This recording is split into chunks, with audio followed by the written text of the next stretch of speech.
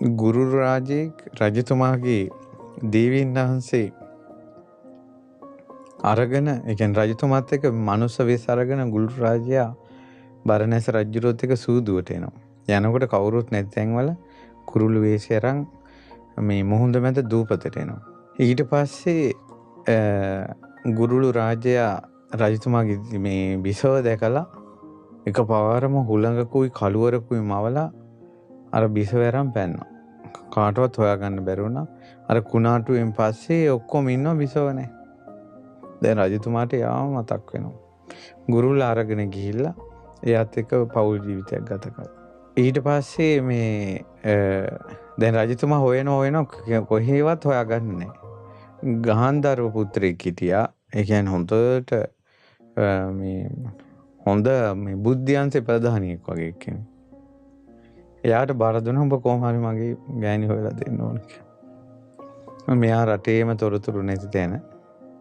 මෙයා මොකද කළේ? මේ අවට ජනපදවල සැරිසරන්න ඕන කියලා නැව් නැගලා මුහුද දිසාවට ගියා. එහෙම යනකොට ඒ කර්මානුරූපව බලන්න ඒ නැව කැඩිලා ලෑල්ලක් ඒ නැවේ ලෑල්ලක් උඩ මෙහා ජීවිතේ බේරගෙන සේන්තුනේ අර ගුරුලා ඉන්න දූපතටම. දූපතට ගොඩ වැදිලා කවුද දූපතේ ඉන්නේ කියලා හොයනකොට අර මේ දේවීන් වහන්සේ එළිය ඇවිදිනවා ඒ විමානේ. මේ අඳුරගත්ත අපේ මාලිගාවේ වැඩ කරපු කෙනා කියලා අනේ එන්න කියලා එයා අල්ලගෙන එයාට කන්න බොන දීලා ඒ මනුස්සයත් එක්ක පෞල් ජීවිතයක් ගත කළා. මාසයක් විතර පෞල් ජීවිතයක් ගත කරලා ඊට පස්සේ ගුරුලා යන්නේ නෙවිදි ගුරුලා එනවා ඇවිල්ලා මනුස්ස වෙස්ෙම මවා ගන්නවා යනකොට විශාල කුරුල්ලෙක් දෙවෙන්ත කුරුල්ලෙක් වෙනවා. ගුරුළු රාජයා. එතකොට එයා යන්නේ නැතෙන් බලාගෙන ඉඳලා එයා යනකොට ඒ ගුරුලගේ පියාපතකම හැංගිලා ආයෙ බරණැසට ආවා. ඇවිල්ලා ගුරුලා බරණැස කැලේ පාත් වෙනකොට ඉක්මනට ඇඟින් පැන්නා. හොයා ගන්න බෑ. ඒ කියන්නේ හරි මිනිස්සයා හරියට මේ කුරුල්ලෙක්ගේ ඇඟේ මැක්කෙක් ඉන්නවා වගේ. එච්චර මිනිස්සයා පුංචි ගුරුල එච්චර විශාලයි. ඊට පස්සේ මාලිගාවට ආවා. මාලිගාවට ඇවිල්ලා දැන් අරයා මේ මනුස්ස වෙස්ෙන් සූදු කෙලිනවා. සූදු කෙලිනකොට අර මේ රජුරෝ ඉන්න තැනට මෙයා ගියා. යනකොට ඇහුවා ගහන්දරුව ඔබ ආවද? මාගේ බිරිඳ ගැන නැද්ද ආරංචියක් කියලා. මොකෝ නැත්තේ රජතුමනි ආරංචි. මේ ජම්බුද්දීපයෙන් එතර සාගරයේ මැද දූපතක් තියෙනවා. ඊට පස්සේ එහි ගුරුළු විමානයක තමයි ඇය නැවතිලා ඉන්නේ. අපෝ ඇයගේ ශරීරයේ තියෙන පුසුඹ ඇයගේ පහසේ තියෙන සතුට කියලා වර්ණනා කරන්න ගත්තා. ගන්නකොට හරිය පිච්චිලා ගියා. එයා කල්පනා කරා මෙයා කොහොමද මේ විස්තර දන්නේ කියලා. රජුරහන ඔයෙහි කොහොමද මේ විස්තර දන්නේ? ඊට පස්සේ කියනවා ඉතින් මම එහෙ ඉඳලා ආවේ කියනවා. එකපාරම අර ගුරුලා විස්මාරු කරගෙන ඉන්න ගුරුලා නැගිටලා ඇහුවා කොහෙන්ද කියපන් ඇත්ත කියපන් උඹ කොහොමද එතෙන් ගියේ ඉච්චර දුර තැනකට මං ගියේ නම් නැව කැඩිලා ආවේ උඹගේ ඇඟේ ඉඳලා කියලා විස්තරي කිව්වට පස්සේ තිත්තම වුණා. මේම දූපතකවත් තියලා රකින්න බෑනේ කියලා. ඊට පස්සේ වේගෙන් ගිහිල්ලා ආයෙ බරණැසට ගෙනල්ලා දාලා ආයෙ මනුස්සාවාසී පැත්ත පළාතේ ආවේ නැහැ කියනවා ගුරුලා ඒ තිත්ත වීම. සමහර ඒවා එපා වෙන්න තිත්ත වෙන්න ඕන. සංසාරේ අපේ මහ බෝධිසත්වයන්ට ළඟ ශිෂ්‍යෙක් ආවා. ආසාත මන්ත්‍ර ජාතකයේ කියලා.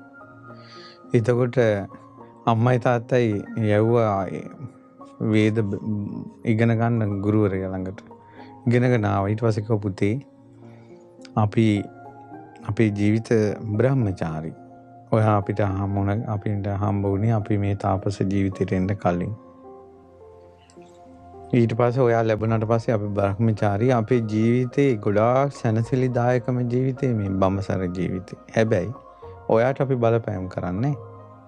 ඔයා කැමති නම් ගේ ජීවිතේ ඉන්න පුළුවන් කැමති නම් තාපස ජීවිතයකට එන්න පුළුවන්. ඊට පස්සේ කිව්වා මම අමාරුයි තපස් රකින්න එක මම කසාද බඳින්න ඕන. එක මං කසාද බඳින්න ඕන.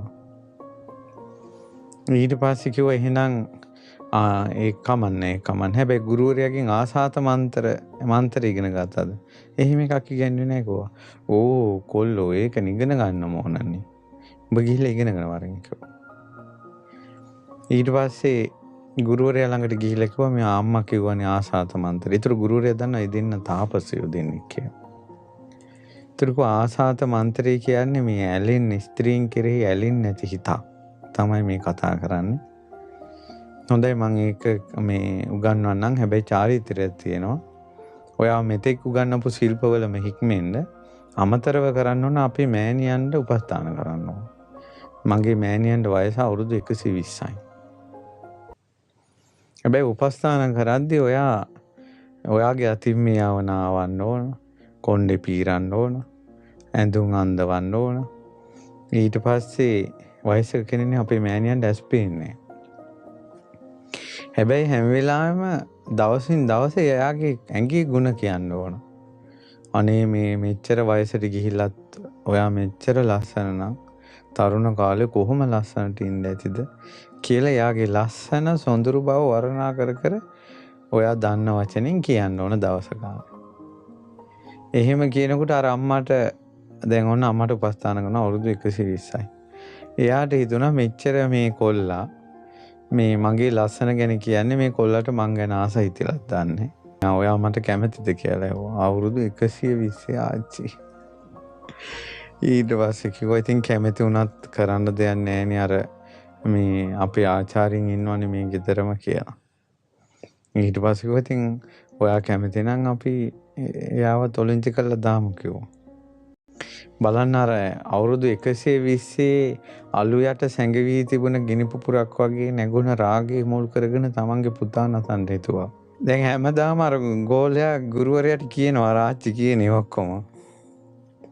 ඊට පස්සේ ගුරුවරයාට මේ ඒ භාවනා ඥානයක් තියෙනවා. කෙනෙකුගේ ආයුෂ පේනවා.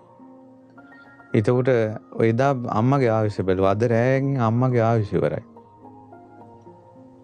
එයා කොහොමදත් මැරෙනවා. කිව්වා පුතේ එහෙනම් මෙහෙම කරන්න අද රෑම මාව මරන්න යොදා ගන්න. ඔයා කියන්නේ ඔයාගේ අතින් මරන්න බෑ. අම්මගේ අතට පොරෝ දීලා කියන්න මගේ උළුවටම ගහන්න ඇඳ ළඟ ඉන්නේ. ඔයා කාමරේ ඉඳලා මගේ ඇඳ ළඟට ලණුවක් අදින්න කියලා. ලණුවක් ඇද්දා. අර ගුරුවරයා මොකද කළේ ඇඳේ නිදා ගන්න නැතුන් කොටයක් තමයි තිබෙන්නේ. ඊට පස්සේ අරයා ලණුව අතක ගිහිලා ගැහුවා මේකගේ බෙල්ලම ඉවර වෙන්න කියලා මේ ගහනකොට කොටයක්. ඊට පස්සේ එකපාරම ආචාර්යවරයා ඇහුවා අම්මා මොකද මේ මහරයා දර බලන්නේ කියලා. ඒ ඇතිවිච්ච ලැජ්ජාවට උන්ද එතනම මැරිලා වැටුණා.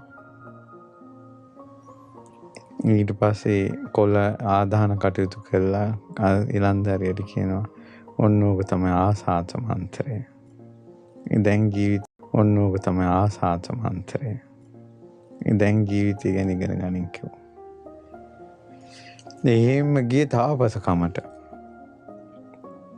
එහෙම ගියේ තාපසකමට. අර ඒ මොකක් හරි සිද්ධි වලින් තිත්ත වෙන්නම ඕනේ එපා වෙන.